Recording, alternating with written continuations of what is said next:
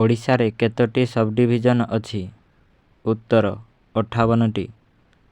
ପରବର୍ତ୍ତୀ ପ୍ରଶ୍ନ, ଓଡ଼ିଶାରେ କେତୋଟି ତହସିଲ ଅଛି? ଉତ୍ତର 317ଟି। ପରବର୍ତ୍ତୀ ପ୍ରଶ୍ନ, ଓଡ଼ିଶାରେ କେତୋଟି ବ୍ଲକ ଅଛି? ଉତ୍ତର 314ଟି। ପରବର୍ତ୍ତୀ ପ୍ରଶ୍ନ, କୋଣାର୍କ ସୂର୍ଯ୍ୟ ମନ୍ଦିର କିଏ ନିର୍ମାଣ କରିଥିଲେ?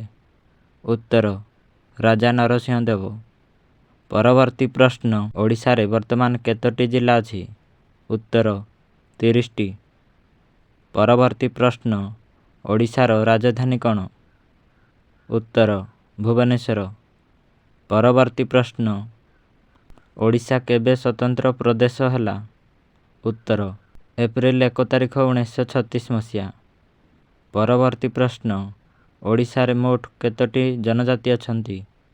ଉତ୍ତର 62। ପରବର୍ତ୍ତୀ ପ୍ରଶ୍ନ, ଓଡ଼ିଶାକୁ ପ୍ରାଚୀନ କାଳରେ କେଉଁ ନାମରେ ଜଣାଯାଉଥିଲା? ଉତ୍ତର କଳିଙ୍ଗ। ପରବର୍ତ୍ତୀ ପ୍ରଶ୍ନ, ଧଉଳି କେଉଁ ଐତିହାସିକ ଯୁଦ୍ଧ ସହିତ ଜଡ଼ିତ? ଉତ୍ତର କଳିଙ୍ଗ ଯୁଦ୍ଧ। ପରବର୍ତ୍ତୀ ପ୍ରଶ୍ନ, ଓଡ଼ିଶାର ପ୍ରସିଦ୍ଧ ଶାସ୍ତ୍ରୀୟ ନୃତ୍ୟ କ'ଣ? ଉତ୍ତର ଓଡ଼ିଶୀ। ପରବର୍ତ୍ତୀ ପ୍ରଶ୍ନ, ଓଡ଼ିଶାର ପ୍ରସିଦ୍ଧ ଗୁମ୍ଫା ଖଣ୍ଡଗିରି କେଉଁଠାରେ? ଉତ୍ତର ଭୁବନେଶ୍ୱର। ପରବର୍ତ୍ତୀ ପ୍ରଶ୍ନ, 6 ମାଣ 8 ଗୁଣ୍ଠର ଲେଖକ କିଏ? ଉତ୍ତର ଫକୀରମୋହନ ସେନାପତି।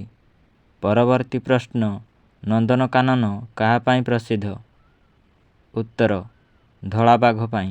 ପରବର୍ତ୍ତୀ ପ୍ରଶ୍ନ, ଓଡ଼ିଶାର ସମୁଦ୍ର ଉପକୂଳ କେଉଁ ଜଳରାଶି ସହ ଲାଗିଛି? ଉତ୍ତର ବଙ୍ଗୋପସାଗର। ପରବର୍ତ୍ତୀ ପ୍ରଶ୍ନ, ଓଡ଼ିଶାର ପ୍ରମୁଖ ଲୋକପର୍ବ ନୂଆଖାଇ କେଉଁ ଅଞ୍ଚଳରେ ଅଧିକ ପାଳନ ହୁଏ? ଉତ୍ତର ପଶ୍ଚିମ ଓଡ଼ିଶା।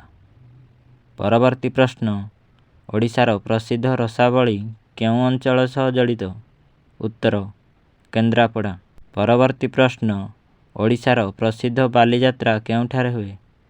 ଉତ୍ତର କଟକ। ପରବର୍ତ୍ତୀ ପ୍ରଶ୍ନ, କୋଣାର୍କ ମନ୍ଦିର କେଉଁ ନଦୀ ନିକଟରେ ଅବସ୍ଥିତ? ଉତ୍ତର କଟକ।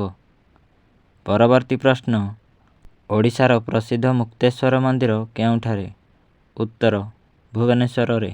ଯଦି ଭିଡ଼ିଓଟି ଭଲ ଲାଗିଥାଏ ଭିଡ଼ିଓକୁ ଗୋଟେ ଲାଇକ୍ କରି ଚ୍ୟାନେଲକୁ ସବସ୍କ୍ରାଇବ୍ କରିଦିଅନ୍ତୁ।